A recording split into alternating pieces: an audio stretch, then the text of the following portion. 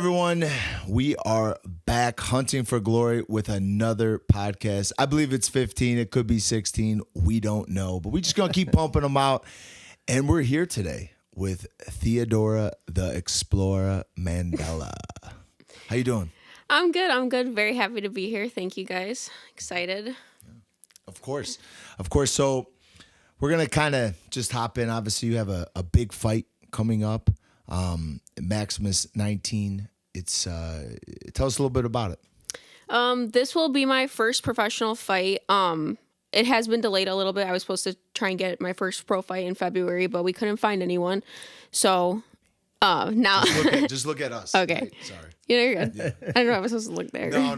Just look at us. Yeah. So, it's my first pro fight. I'm super excited. I've been training for a long time now, so I'm really excited to finally get to make something for fighting. You know what I mean? How many amateur fights do you have, and how many years have you been training? I have 29 amateur fights. My record is 24 wins, 4 losses, 1 draw, and I've been training for 11 years since I was 11 years old. Oh shit! Yeah, it's been a while. It has been. It's been a long time. I could feel it. Yeah. How old are you now? Yeah. I'm 22 now, so I'll be 23 this year, but I'm 22 now. Okay. So what made you make the decision to change from amateur to pro? It's been in the back of my head for a little bit, just kind of when I was planning on making that transition, and I would have a few conversations with my mom about if when's the right time, when is too early, because you don't see a lot of people doing it so young. But then when I heard Maximus was gonna start hosting pro fights, I was like, wow, this is my opportunity. I think this is the time. So we tried to get on the first pro show, but couldn't find a matchup. So you'll strictly be all pro fights from here on out, correct? Once you go pro in Illinois and in the United States for that matter, once you go pro in one thing, you're pro in everything. So whether you go pro in boxing, MMA, Muay Thai, you're pro all around. We're I think the only country that actually does that, because Thailand, there's only pro. Even the kids, they're fighting no gear, elbows. But in Europe and a lot of other places, they have pro-am. So you can do you could be a pro and still fight amateur. But in United States, I heard of that, but I never knew what it actually meant. Yeah, so they do have pro-am.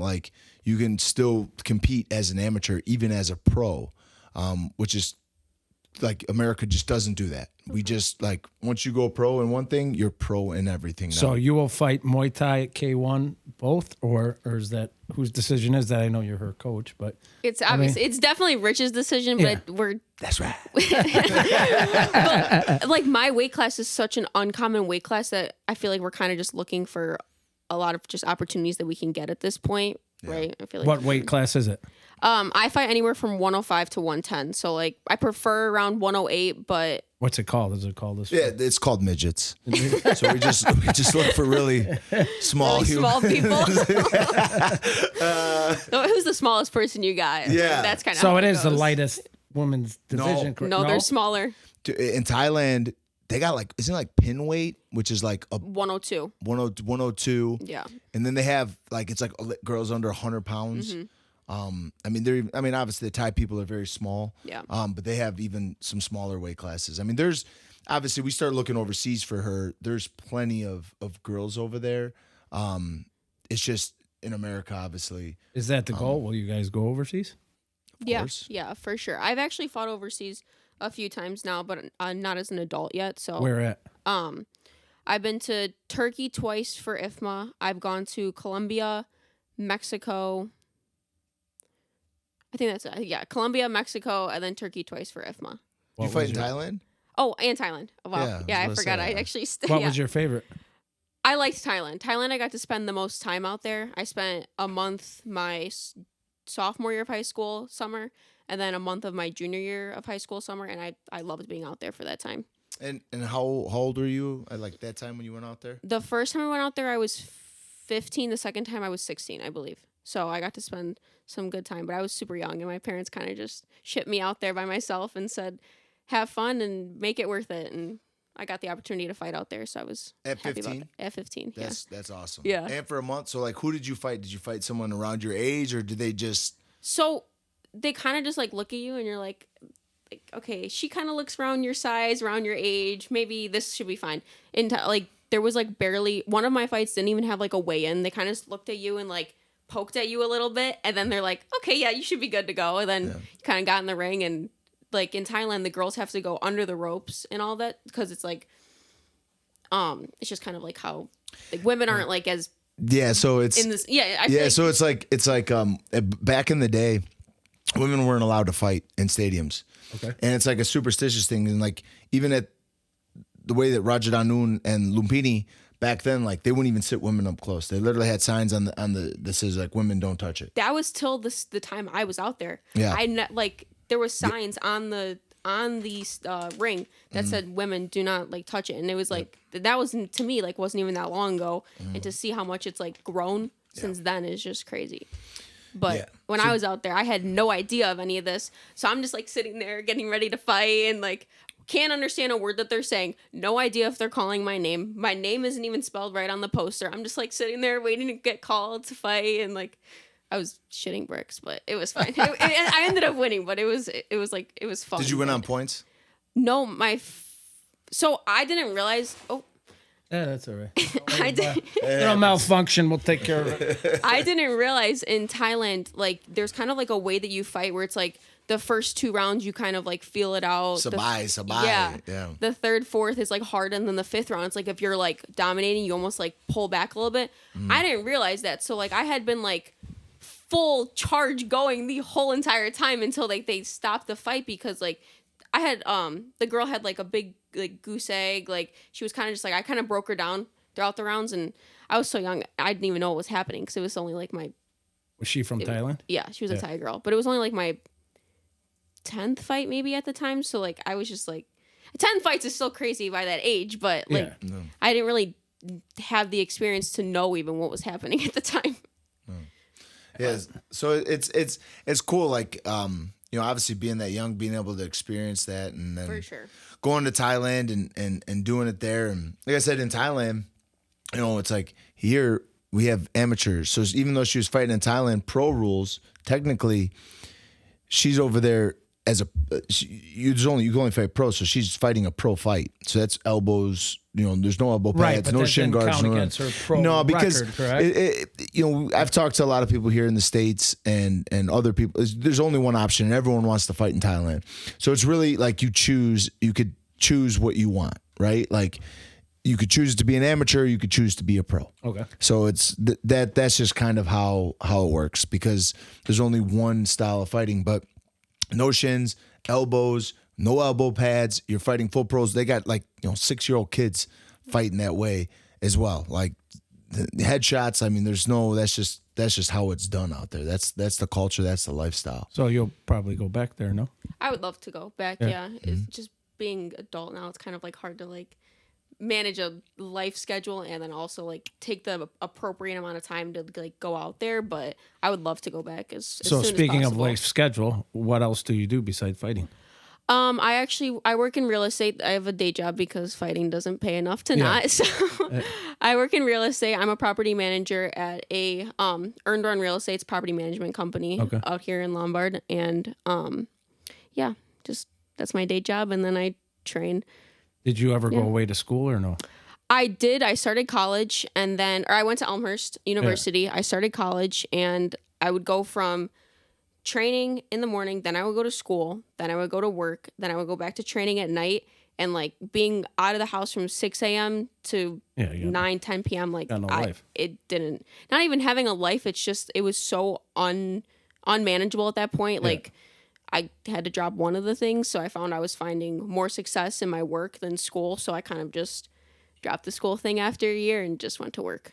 Oh, at least you're working for a good company then. Yeah, I'm super lucky with the opportunities I've had with that. So Cody had the same sort of situation. He works for a good company too. You know? Yeah. I guess you guys probably got to have that because if you're going to be fighters, and the stuff you put into the training, like, you have to be able to take off the time. Right. And if you don't have bosses that aren't understanding of that, you're screwed. You got to cut weight. You got to go travel. You got to do whatever. And it's like with her, you know, her making her pro debut and is with her experience, you know, she's the goal is obviously to keep climbing to the top, and the top is overseas. Yeah. Like So you would not go into UFC or anything. You would. well, that's all. Like that's MMA. That's a totally different sport. So you will just stick with the Muay Thai. And I love K- striking and all that. I actually did do jiu-jitsu when I first started training Muay Thai and all that stuff. I did it all, but I definitely like quick switch into just full striking training, and I love it. Yeah. Yeah. So May 16th, who are you fighting? I'm fighting Valeria Tabares. This is actually a rematch for us. I had won our last fight, which is a amateur fight last February. So this will be a really like fun opportunity to kind of like show that like in full rules Muay Thai that like I'm the better fighter. But obviously it's going to be a very tough competition. It'll be an exciting one Is to it watch her for first sure. pro fight too, or no? Or she already went pro? Well, I don't think the state's going to be watching this, but she does already have like a pro fight or two, and that's pretty typical what we see with people overseas, and like part of Maximus, like in our fight team, like we look for tough fights. Yeah, I don't do easy fights. I don't waste time. I don't need to stroke my ego or stroke my gym's you probably ego. don't learn a lot. Right? Well, I mean, a lot of these coaches and fighters in this day and age, like they look for layups, and I'm anti that. Like I look for tough fights, and my guys have fought pros, and Teddy has fought pros like multiple times. Like, this is what we do As an amateur? as an amateur. Okay, 100%. I have no problem putting like, especially when you're at that level. It's like, well, let's see what level you're at. Let's see where we're at on this totem pole, and so we do. We'll fight the toughest people we can find, and as long as like they're not recognized in the United States as a pro, like I can make it happen. And of course, I talk with them and stuff like that. But this is like part of like our goal as fighters, like, and it was always mine, is like we're not trying to be the best in the area, or even in the state, or even in the United States. We're trying to be the best in the world. If not, what is the point of what it is that we do? Like we're trying to be the baddest motherfuckers out there. Bottom line. Yeah. So like now with this rematch, it was a good fight. Theodora won on points, and but now we're at elbows. It's a complete game changer. She could be doing good. She makes one mistake. She gets hit with an elbow. Boom, gash. Yeah. Fight could be stopped just like that. So is it 3 or 5 rounds? It'll be 5 rounds, 3 minutes each round. Okay. So it'll be a full. Yep. full So Is this for a fight. belt? No. Okay. This is not for a belt. It's just her first pro Right, fight, okay. But I'm an old school guy. I'm a traditional guy. Like Muay Thai is with 10-ounce gloves, and it's done 5 rounds, 3-minute rounds each. Now they've changed it a little bit because people want more action. They want more pace. But to me, 5 rounds is it tells a story, right? It's like who trains harder, right? Because Basically championship rounds. Basically, exactly, right? Yeah, After 3? Muay Thai has always been that. Whether it's championship or non-championship in Thailand, it's 5 rounds, 3-minute rounds. Excuse me, which I got that approved. Most shows in the United States only do 3 threes, but like 3 threes is fast. I like a story being like untold, and it's if you didn't train hard, you didn't bust your ass, shit could happen, and it's like you got to win. And it's like you have 5 rounds to break someone down. So someone could do really well in the first and second. Right. But they could exert a lot of energy, not pace themselves correctly. All of a sudden now third, and here's the fourth, here's the fifth. We've seen it happen on shows where guys do well in whatever the first 3, but now you're in the champion, now you're in 4 and 5, and they get broken down, they get out of there. Out, right? They gas out and they get the shit beat out of them, and they get knocked out. That's why I like doing more of the traditional style with the 5 rounds, and that's what we do on Maximus. We do 5 rounders, 3 minutes each, whether championship or regular Muay Thai fight. That's how many it is. fights you have that night so far? I think we have 19 to 20, but stuff always kind of pops off. So we have 2 pro Muay Thai planned. Theodora's one and Cody's the other. We have a K1 planned with Saran and Alex Sandoval, and we have 2 MMA, I think 2. Slate? So Slate's one of them, and Peter Keepers, and then Tyler Scott versus Shane Sabnowski. Sorry if I butchered it. But yeah, we have, and I'm trying to plan more as well. Do the MMA guys fight 5 rounders as well? No, so only if it's for a belt. They'll do 3 rounds, okay. but it's 5-minute rounds though. Oh. Yeah. That's 3 5 minutes. So Okay. so they do that, and like The one thing I don't enjoy about the 5 minutes, obviously, if someone like is a decent wrestler, wants to kind of hold someone down, they kind of get stuck there. Yeah. And then they just Boring. Exactly. Wah, wah. But like if a guy is actively like working to fuck someone up, like that's cool. I enjoy watching that. But when someone's in there just like hugging you on the ground, that shit's boring. And then you get stuck under there for 5 minutes, like. Okay, like but I would actually prefer shorter rounds, but that's just how pro MMA is done. So that's just. Did you used to feel the difference between 2-minute rounds and 3-minute rounds? To be honest, not really. No one ever feels it. I feel it because I'm in there and I'm like, I wonder what my coach is thinking right now. I wonder what they're thinking about this right now. Like the 2 minutes just go by so fast that like I love to go back to my corner to hear like how I did in that round. The 3, it's like, oh my God, I'm still going. I'm still in here. I wonder if this is good, if this is bad. Like, someone give me feedback. Like, the extra minute, I feel like it's like an extra hour every round. It is longer, obviously, but it's like, we train 3s. Yeah. That's what it is. I mean, I guess at like a 2, it is more of a sprint. You have to work more. Right. And then like when you get to the 3s, you got to you can't like put your foot on the gas too much or you're going to get pretty fucking tired, and then you got to deal with another minute of being now. Can you guys, when you're up. fighting, can you see the time clock? No, they cannot.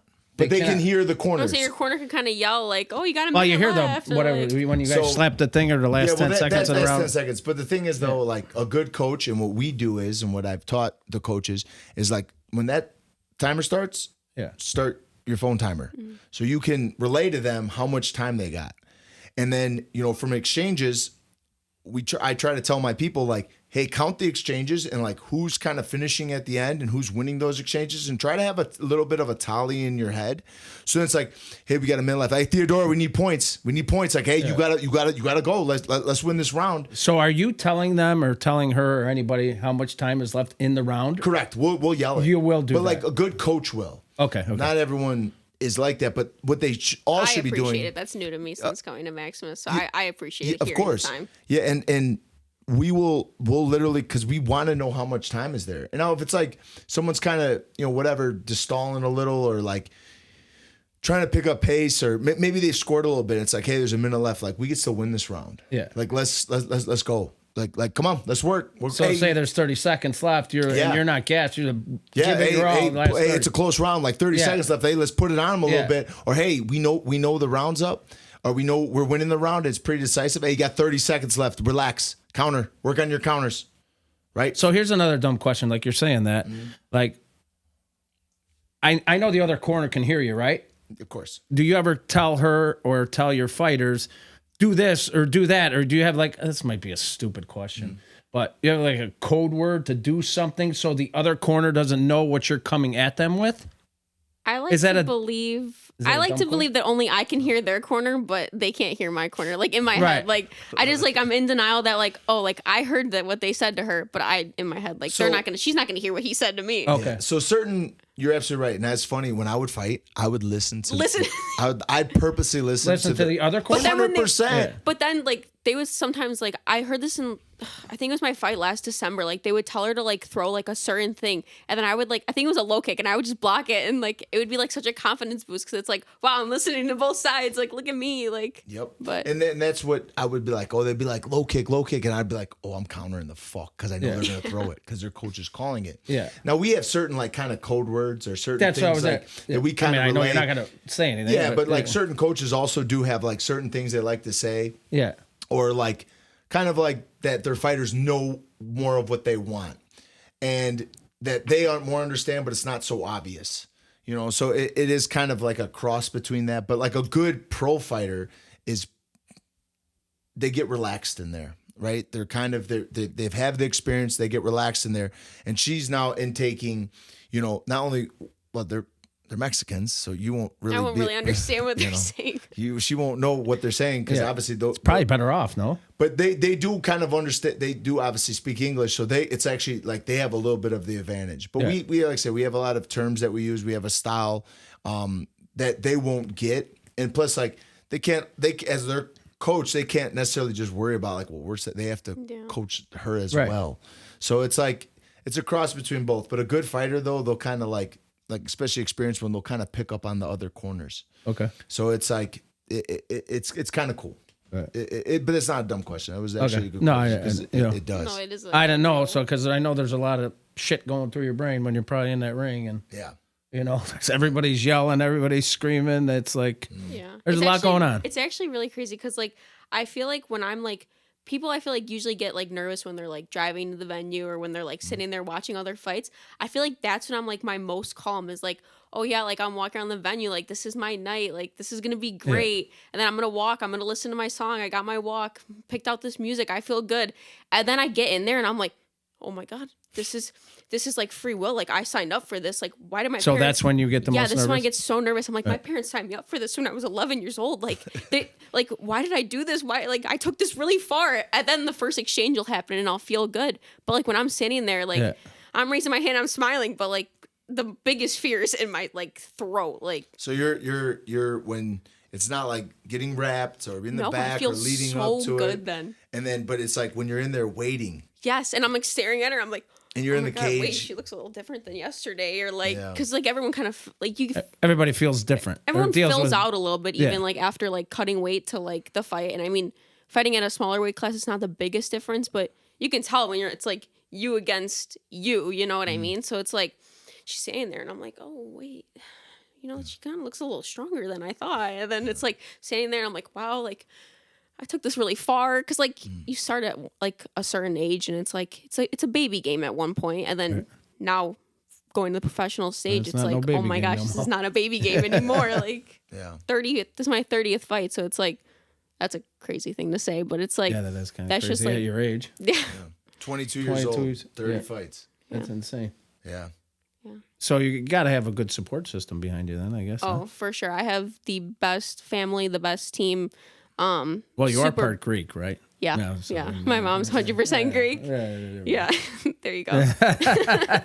No, my parents have supported me since I was really young. Like I started in dance when I was younger, and I did dance for 10 years or like 8 to 10 years. And one day I was like, I don't want to do this anymore. I'm tired. Like this is not fun to me. So what made you like want to go into fighting? I know. So then it's a crazy transition. At 11, you're like my dad was kind of like having a little bit of like fun, like just training at like MMA gym. So like he would go in and then he'd be like, well, like my mom's Christine. So he'd be like, Christine, like we can like sign her up for maybe like just to get her some self-defense. Like young girls need to know how to defend themselves. Right. So then I went in and I just took it all the way. I loved it. And I started training at 11, took it super serious by 13. And then I had my first fight when I was 13. And yeah. What's your favorite thing about it? Training, fighting. Yeah, just I mean, there's got to be something that you really. I love like it's just like a feeling like no other. Like the feeling of standing in the ring is just like the best feeling in the entire world, and it's like nothing I've ever done has ever matched like the feeling you feel. Even it's the rush. Yeah, not even like obviously winning is just like an insane feeling, but it's just the feeling of like being in there and getting to perform, and like the feeling of like the contact of like feeling a good kick or feeling a good punch, like. When I train with Rich one-on-one a lot, and like we'll like be hitting the pads and everything, and like I'll feel like a good punch, and then when it happens in the fight, I'll be like, wow, like that was a great feeling. Like I love like being able to tie it into what I'm learning every day. So now that he's older, though, do you think his punches are getting weaker? Throw it in there. I'm a little slower. I don't know about a little weaker. I mean, I'm still, I still get in there every once in a while. No, I love when we're at training and like Rich is like showing a demonstration and he'll be like explaining. He'll go really hard to explain it and like to demonstrate it. And I'll like watch him walk away and I'll be I'm like, I know that he was tired from that. Well, it happens. You get older. Welcome to the club. No. So what was your, out of your 29 fights so far, what was your like most favorite fight? I was going to ask that question. Yeah, good one. See, good question. Probably my most favorite fight was, I think fighting in Thailand was a great experience, but I was so young that like I almost didn't appreciate it enough. So now that like I'm old enough to appreciate it, I really appreciate those times. But I think my favorite fight now to this day was last December 7th. I fought on a Maximus show, and I don't know like what it was, but that night like my performance was peak. I felt great. Where was it at? Was it at the Piazza? It was at the Piazza in Aurora. Yeah. Did you fight? I fought were there. Lauren Rowell. I think we were. Lauren Oh, Rowell. yeah. Real tatted up With a lot chick. of tattoos Yep. and everything like that. And like I was like putting all my combos together good. Like I could hear Rich, like it was like crystal clear through everything. The energy in the room was insane. I believe Maximus had a really good night of fights that night. Like everyone on the team was kind We of went like 6-0. yeah, that I think night. Maximus had a really good night. Like it was just the energy that night was like beautiful, and I was happy to be in that one. That was probably my favorite fight so far. Hopefully this next one's my favorite fight, but Yeah. that one was Yeah, definitely you guys so got far. to have a hell of a venue. I mean, Yeah, no, I mean this one's at the Compass Arena. It's our biggest show to date. Holds 2,500 people. We are spending an incredible amount of money. So we got to sell an incredible amount of tickets. Yeah. so it holds 2,500. Holds 2,500, but I mean, Is that sitting or just standing? standing, That's sitting. ever- That's at like everything. I mean, it really could hold like 3,000 about, Yeah. but like we got cages, obviously tables, other Yeah, shit like yeah, that. yeah. But I mean, from the lighting systems to the fireworks to the smoke to the cage to I mean just the lasers, the jumbotron, I mean we're going all out for this next show. Well, you do it at all your shows, but yeah, but like, no, this one's we're going even harder on well, you this probably one. have more room, right? We have more room, but just See, it's like going to make my pro debut. I'm glad I yeah, waited we're doing again. this all for you, Theodora. Actually, you deserve it. all the You won fireworks because and- she won like 4 or 5 Maximus Maximus? belts. 4. She won 4. Yeah, 4 Maximus. yeah, and like I All said, same weight class, correct? Yes. right? right? around there, right? Yeah. They're all like 108 to 110. Yeah, 108 to 110. Yeah. You know, like I said, I've consistently looked for her for the toughest fights we could find. Real quick, sorry to Yeah. interrupt. You don't have to cut weight much, does she? No. I walk around like 115, 116, Okay, so okay. that's Yeah. not Soaking wet. much. Yeah. Yeah. So All right, we got to get rid of this damn thing. Keep going. Fucking, you're cheapening up the podcast, bro. Unbelievable. Fuck. Get it together. God, You could have first used some time on fucking there. duct tape. Oh, my Lord. But one of the cool, fights that I kind of remember, it was your first fight with us. okay. It was September 7th. It was Angela Barr. yes. Yeah. Sorry, I was drawing a Yeah, blank yeah. on the name. I used to get hit a lot in drinks, so I'm older now too. It happens. But it was Angela Barr, and she making actually excuses. she lost to Angela Barr, and then the first fight she was with us, I was like, "Fuck it, let's go." Yeah. And like Angela Barr fight was it at Elm West? the Elm Yes, West, that was they were the Elm correct, West, Yeah, it was- correct. yeah, and it was- Angela Barr, she's one of the. But then you best. beat her. Yeah, Yeah. of course, Yeah. of course she did. Yeah. I remember because I was there. I think I was at both those fights. Yeah, she, but that was like she lost her, right? You lost her. Yeah, I originally. had lost her at a TBA tournament. Yeah, TBS. But you Your beat her prime. at Elm West. And then Yep. we fought again at Elm West. Yeah. Under, Redemption. yes. Yeah. Yeah. So and like Angela Barr she had pro fights too. Yeah. Yeah. Yeah. So I didn't she know was that. she was yeah, I did. I just Yeah. left that out. That's one of the last few opponents I she's haven't like, known that. Angela Barr, she's been doing it for a long time. She's got a lot of experience. She's fought all over the world. She's awesome. And like I remember her first fight, it was like a lot of pressure, because like, she's on team now, obviously, and I'm like, fuck it. We're gonna just dive right into the deep end. And we're gonna And see. I like have a personal relationship with Angela too. Yeah. After like losing She's to awesome. her, like I've always like looked up to her. Like Yeah. she's one of the only like she's kind of women- paved the way Yes. for like women's. especially in like the smaller weight classes too. Like Yeah. she was like a role model for me. So to get to fight her the first time was like this great big thing. Of course, you want to beat your role models. I had lost the first time. Yeah. Then we had our rematch and I won, and it was just like that was a great. Probably taught you something though. Maybe losing to her the first time. you Yeah. know, I probably mean, helped. it's like, it's just hard. Taught me. Sucks, but Yeah. it probably helped you out. Yeah. You know. Hard training, the right gym makes a lot of difference. Yeah. What gym would that be? Good coaching.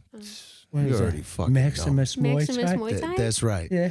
That's right. But it's like it's there's something that we bring, and not to like bag on any of the other gyms. It's just like I did this shit for a very long time at a very, very high level.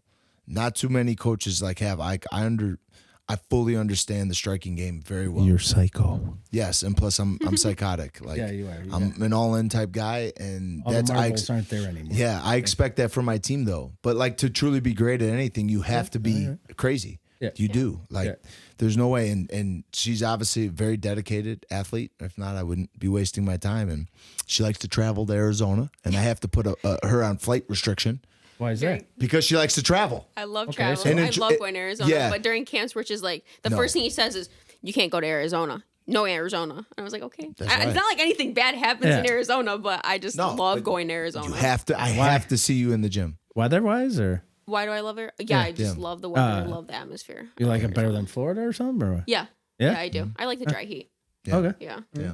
But when she's in it's camp camp, time. when she's in camp, I look at her, I'm like, better get that traveling out your system. 8 weeks. He's like, hold on, let's You're count grounded. it down. Let's So count it camp is down. technically 8 weeks. Yeah. Yes. I like 8 weeks. 8 weeks is pretty good camp. Now, how many days a week? 6. 6. So what day do you get off? Sundays? Typically Sunday. Yeah, I take Sundays. Okay. Yeah. And are you training once a day, twice a day? Oh, you should be training twice a day. This camp, I've been training 2 to 3 times a day. I Yes. took it like totally up a notch this camp. I work with Rich. I am starting to do weightlifting and working on my strength for this camp. Yep. So that leads to a good question. Okay. And I'm glad you brought that up. Okay. Does weightlifting, I know you guys all need to be strong. Okay. Does that take away from your speed, technique, fundamentals a little bit? If you get too, you get too muscular, I mean, obviously a lot of the guys are, does it slow you down a little bit? I think for sure it does, but I don't Okay. think I have like that. I'm not training with the intent of like, Right. oh, I want to be as big as possible. Yeah. I'm just trying to do like work to just get me stronger. Like Okay. I'm not doing it for a physique. I'm not doing Right. it for like a strongman competition. I'm really just doing it to get me stronger for my sport. And I've relayed that to my strength coach now that Yeah. I'm working with, and he has like done a lot of research into my sport and everything to give me the best workouts to maximize my strength. Make your kicks and your punches a little bit stronger, yeah, basically. yeah. I think it's been working, right? Yeah. I've been making you do a lot of pull-ups too. You better do your pull-ups. But like, Cody said you were gonna say this. yeah, of course I was. Every time I had a chance, I'll call it randomly. I'm like, did you do your pull-ups today? But like, I'm like kind of not anti-weights. I think they're good, but I don't think they should take, like, we're in this era now where everyone just wants to do fucking conditioning and hit a tire and flip a tire. And it's Yeah. like, well, is that helping you kick? Like, if you throw, let's say 500 kicks each leg, is that going to help you kick better? Or like Right. squatting, 300 pounds is going to, like, Yeah. to build technique, you have to do it Repetitive. a million Yeah. times. Repeat it. So it's like, but like where she's at though, like doing like light strength work, it doesn't like she's not exhausted and not tired, where she's not then performing like at an explosive level. Because when you fight, it's like mini sprints. You have to maintain an explosive level. So I'm kind of more of like the traditional kind of style where it's like, hey, pull-ups, push-ups, abs. That's kind of what the Thais do. You like train hard. You don't necessarily need to be big, because the more muscles you have, it requires more oxygen, which could drain you when you're in a fight. yeah, exactly, and make you stiff.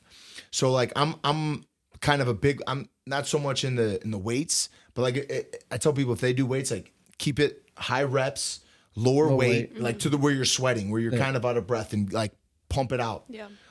Don't like, I gotta lift this 5 times or whatever. I just don't like, am I gonna like bench a guy? Like, no, I mean, maybe it makes a little more sense in like MMA, but in like Muay Thai, for like her, sure, like some strength work is good, but like, reason why I say pull-ups, right?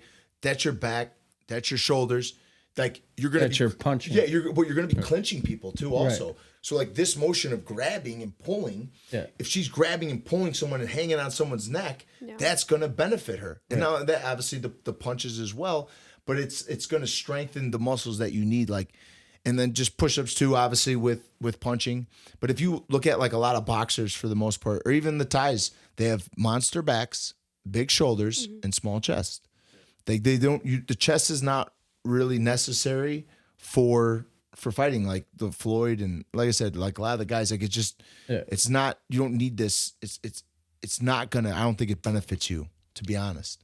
I think the one reason I totally agree. I think the one reason like the working, kind of like taking the extra time to work on it for me though, which has been benefiting me, is the fact that like I started when I was young, right? So like throughout my teenage years, like I was a extremely strong teenager. Like I would run through girls. I would Because of your training, correct? yes, from my training, but like even in my fights, like I was always stronger than my opponents. I was always She used to just go forward. yeah, go for it. I was always just- so strong, and like, Yeah.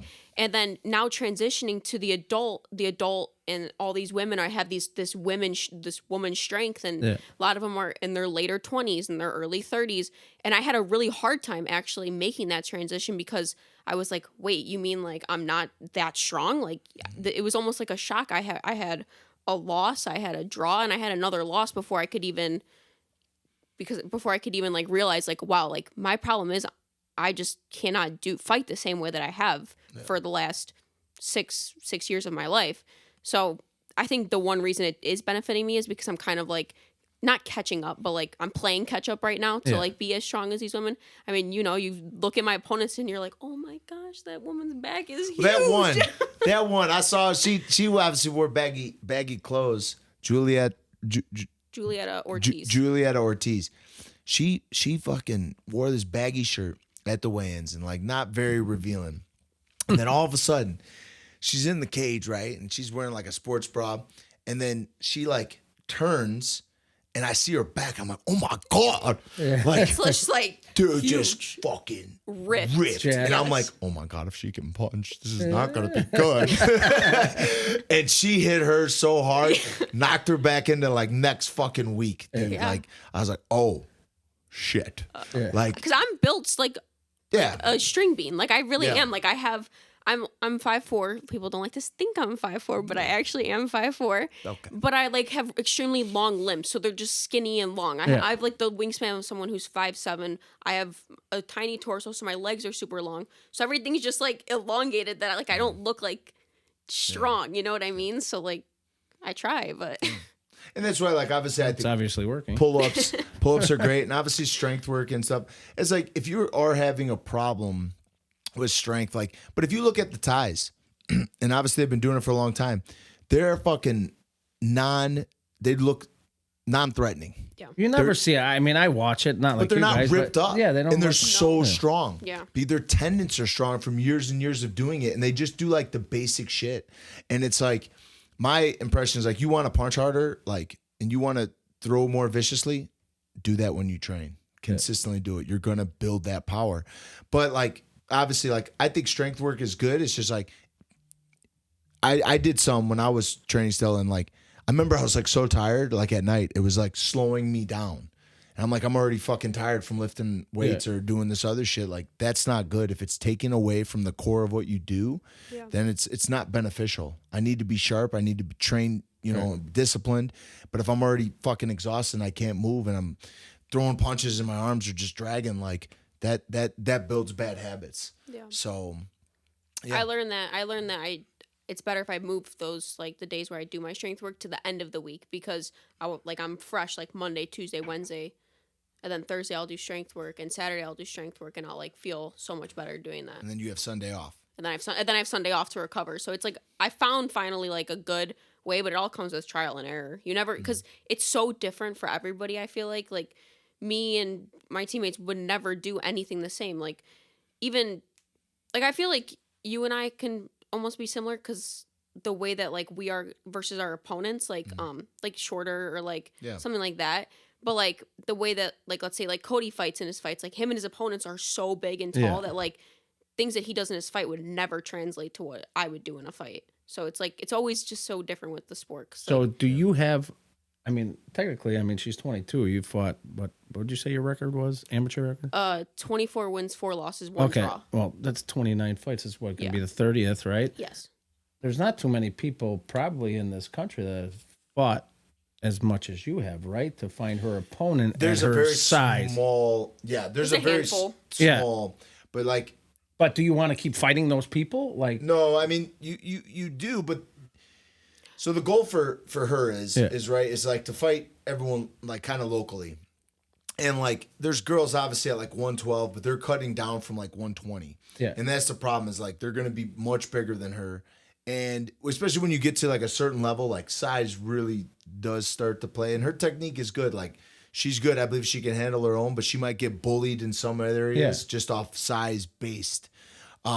But then, why did you say? Yeah, but the clinch maybe, but the clinch, the pushing power almost. Yeah. It's like, correct. But like not only that, when you hit someone that's like bigger and that knows how to use their weight, they're very like they're solid, and then they know how to strike. But after we mount up some fights here, and then it's like, okay, hey, like let's start traveling. Like the benefit too is like obviously like Maximus Muay Thai, we have Maximus Promotions. Right. So I can find fighters, fly fighters in, but I also made a lot of friends along my way. And it's like, I know promotions over in Europe. I know promotions over in Thailand. I know all over the world. So it's like, there's plenty of people to keep her active for whatever. And then, one championship or Glory Kickboxing, obviously, if it's bigger enough, opportunity for her to stay active, stay busy on a bigger stage when the time is right, then we'll look. So into there's that. one, you said, right? Glory. Yep. What else could she fight? There's Risen. There's K1.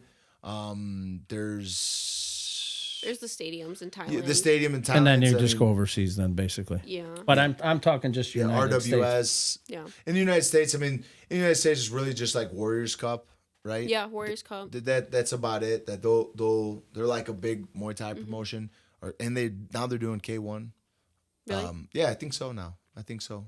So the opportunities are there then. Yeah, there's some. I think now, also I think was one of my selling points to have Rich to let me go pro was, well, I've already fought everyone and most of the people in amateur and they don't want to fight me anymore. Like, you think that there's a new pool of people in the pro. So, like, I think we'll definitely be busy for a while as long as people agree to fight me. But we had some problems, but hopefully people start now. The first show, it was like impossible. I'm looking for a fight for left and right, and it's just like it was just very difficult to find her opponent that would agree, to fight her. So, but I believe now it's like we've kind of put the word out. Obviously, you're making your debut, and it's going to be real exciting. Like, what do you know about your opponent? Like, well, I just actually remember I didn't really know much about her for the first fight that we had, but I remember at the weigh-ins, everyone was taking pictures with her coach / uncle.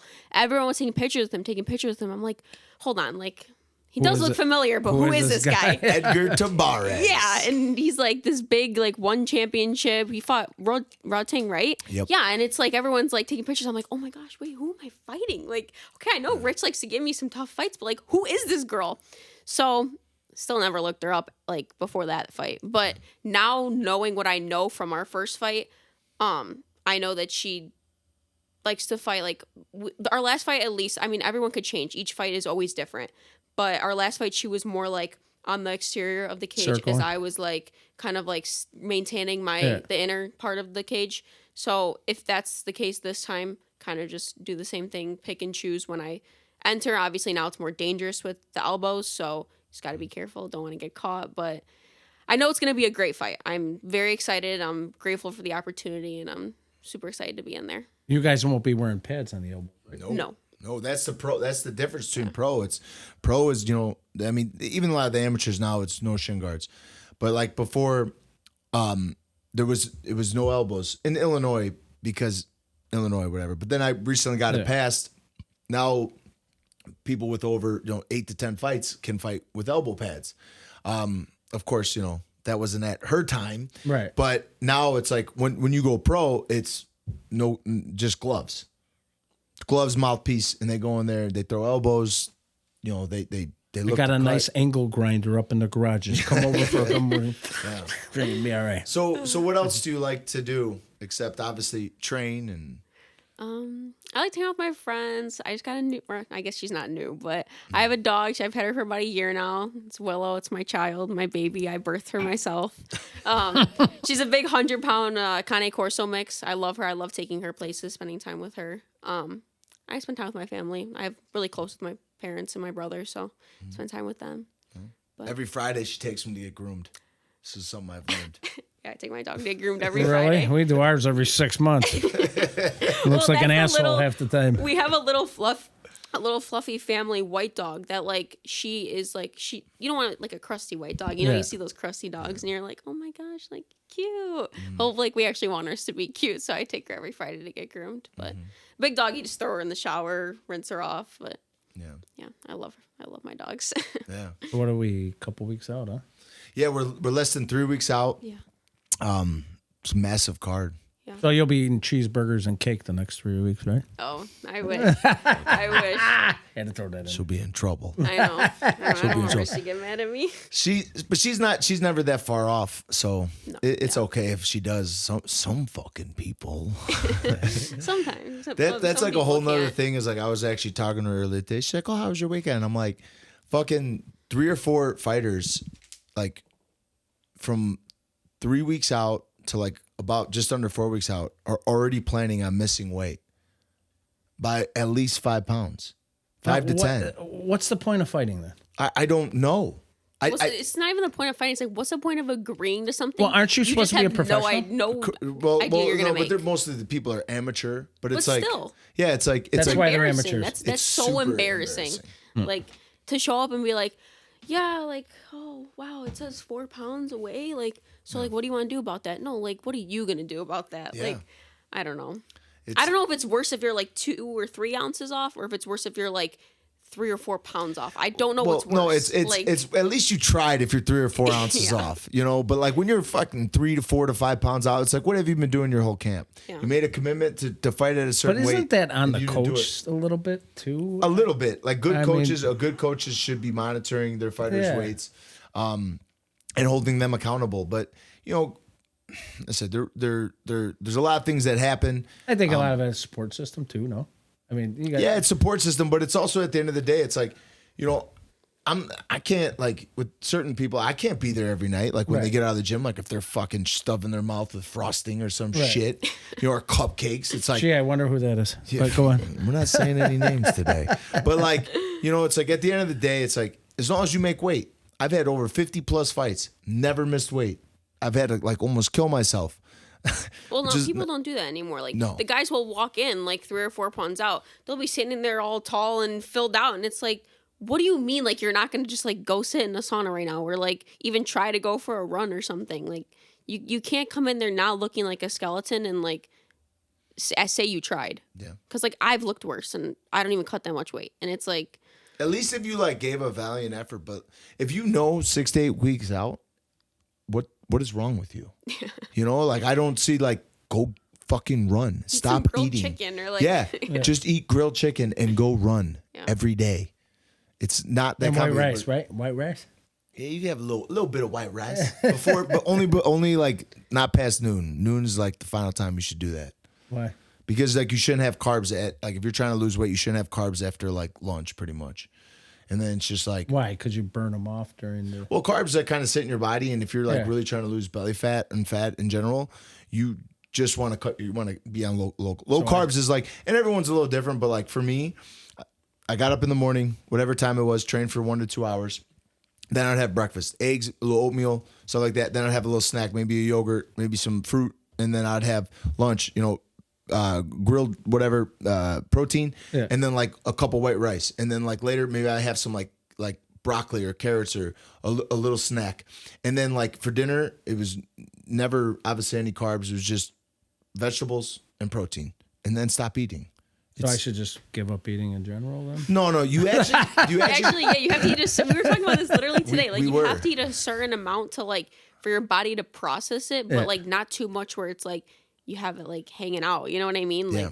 I've created such a habit in just never eating after training because like one, I just like feel like I'm gonna puke when I'm laying in bed, but it's like it just your body needs to process it before it's like just gonna lay there. Like it needs to process it while you're still moving, while you're still being active. Yeah, and that's the thing is like when you have to eat a certain amount of calories, and that's the thing is like everybody age, body type, weight is different. So it's like I was telling her, it's like you some of these people they don't know what they're doing. It's not too hard to figure out, but at the end of the day, it's like I've struggled. Like Everybody's body's different. yeah, but I would be doing something. I know for me, it's like 2,200, 2,300 calories I'd have to maintain in that day, but I'm eating really healthy, so it's actually a lot of food. And then like sometimes I'd be like, hold on, even though I'd be done it a bunch of times. I'm like, why am I not losing weight right now? Like, what the fuck is going on? And I was like, I had to have my calories like 15, 1600. I'm like, oh, fucking dumbass. Yeah. And then I would have that extra calories, but I got to eat more food to the point where I'm like, I don't want to eat this. But as soon as I get up to 22, 23, weight starts popping. Okay. Yeah. To what you have to maintain this. You can't just like, you want to maintain like a certain amount of calories, obviously, and carbs to maintain healthy, especially with performance training. You need that to burn and then to keep losing the weight. If not, your body will just hold on to the fat. I feel like a lot of people though, like they just don't know what they're doing. Like they don't like have like, at least people at Maximus, like we've all seen you do it. We've all like heard of you doing it. At least everyone's seen it. So it's like everyone at Maximus has a trust in you to like listen to what you're saying to at least with everything, with the training, with the fighting, with opportunities. If they listen. Yeah, but it's like it's if you listen, but it's like also a lot of these other people like they don't have that like trust in their coach, I think. And I think like no one like you just like, oh yeah, I could do it myself. Like I got it. Like whatever. Like it's fine. Like and I think that's like where a lot of people go downhill. It's just not having that like trust like you should in your coach. Yeah. You have to. That's like one of the most important things. And I tell like all my athletes, I say I need to know what's going on in your life. You're having guy problems. You're having financial problems. That affects Do a lot of your male it's- fighters have guy problems? or it's that time of the month, or whatever the deal is going on with your life, or where you are mentally. Like I need to know. You should have that relationship though, because You need to build that trust, but it's also a very important thing that like I can judge on how to treat you and like what to do. Like when I always tell when you're in a fight camp, like I need to know like we're in a relationship. Like we're together. You need to have a gauge. 100%, because it's my job to protect you and your best interest. Right. And I can't do that if I don't know what's going on. Right.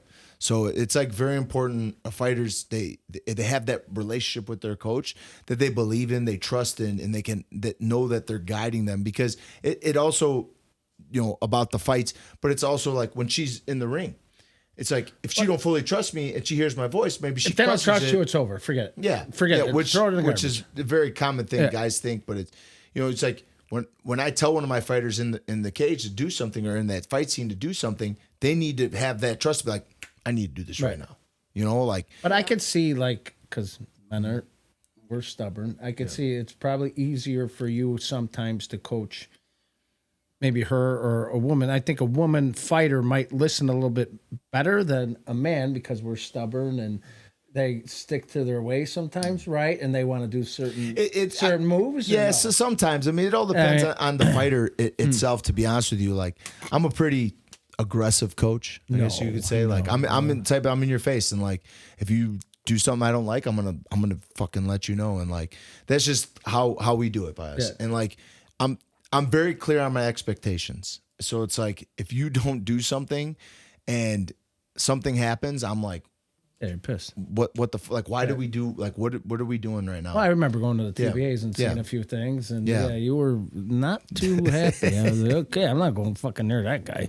No, staying away from him. Sometimes Rich will walk in the gym and I'll just like look at his face and he walks in. I'm like, okay, I have to go say hi with a big smile, and hopefully he'll put a smile on his face. I seen him mad a couple times, even when we were out in the woods. I'm like, okay, I'm getting out of there. It's funny, a couple times like Leave him alone. Scrappy will be like, okay, can you go ask Rich this, because he's not gonna like if I ask him. Like it'll be something so little, but like I think also like I think going with like the women and men being stubborn fighters, I really think it all goes to how much you trust like the people you're listening to, because I feel like I've been super stubborn in some of my times, and it's because I don't like what I'm hearing. I don't like the way it's being relayed to me, or like I don't like the relationship that I'm having with my coach or something. And it's like I haven't found, obviously we haven't had that issue at this point, but I listen to everything you say. I do, but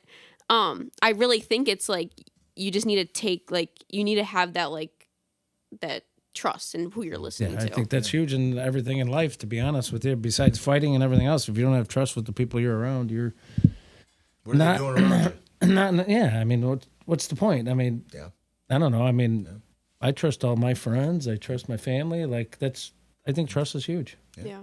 So I got to ask you guys one last question. We're going to end it with this. Okay. So you fought, okay? And you see all these UFC fighters when they're done, they pizza. What is your meal after you're done with your fight? Mine?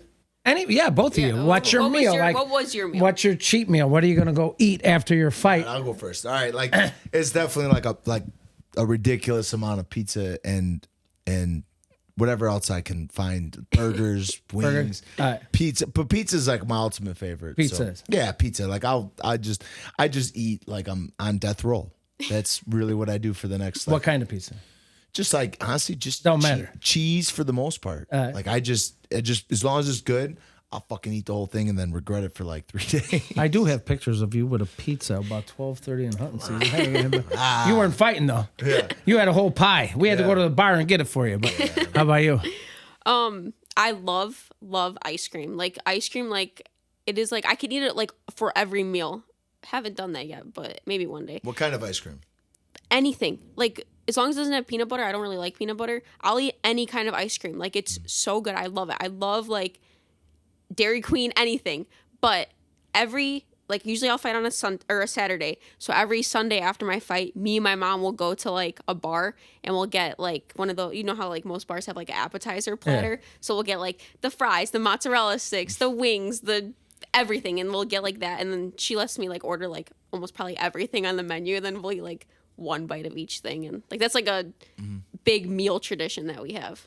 And then you go get a bunch of ice cream. And then my dad's a big ice cream guy. So then I'll go hang out with my dad later in the day and we'll get ice cream. And I feel like that's probably been like the routine for the last like 4 Maximus shows I've been on is like mom in the morning, dad at night. And yeah. That's cool. Yeah.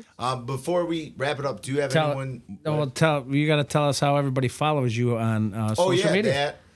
Yeah. Tell us how everybody follows you on social media and then lead us into the... Well, Rich has been calling me Theodora this whole time, but I actually go by Teddy usually, but Theodora is my real name. So my Instagram handle is Teddy_Mandala. Other than that, I feel like if Facebook, you could just look up Teddy Mandala. You can follow my TikTok at Teddy B Mandala, but mostly it's Instagram, Teddy_Mandala. Yeah. And anyone else you would like to thank, you like to shout out, whatever the case is, the floor is yours. Oh, thank you. Definitely a huge thank you to you and to Maximus because obviously like I haven't been at Maximus for my whole career. I did have like I started when I was really young, so you have to learn where you belong.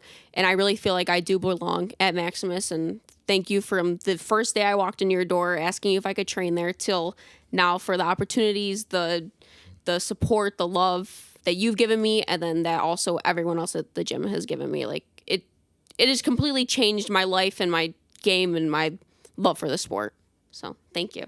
And of course my family, my parents, my brother who have supported me since I was a little kid doing this. I don't know how they watch me do it because I don't think I could ever watch my brother get in there and like get hit in the face. They're very intense when you fight. Oh, they like love her it. Family over there, dad, big Jack. Kind of looks like Hulk Hogan a little bit. Come on, Dad. Yeah. He'll have his phone out and he'll be like this recording. Like, you have no idea what he's recording, but he records every second of the night. No, it's awesome. My parents and my brother have been huge throughout this whole thing. Yeah. That's good. You have a good support system. I guess tell us when's it coming? May 16th, Maximus 19 at the Compass Arena in Willowbrook. Theodora, the Explorer Mandela versus Valeria Tabares. Might be the main event. I don't know. I got to talk to the guy that does the guy thing. Thank you. Thanks for being part of this. More episodes to come, and check out Teddy on all the social media, and make sure you're there May 16th at the Compass Arena, Willowbrook, Illinois. Take care. Thanks.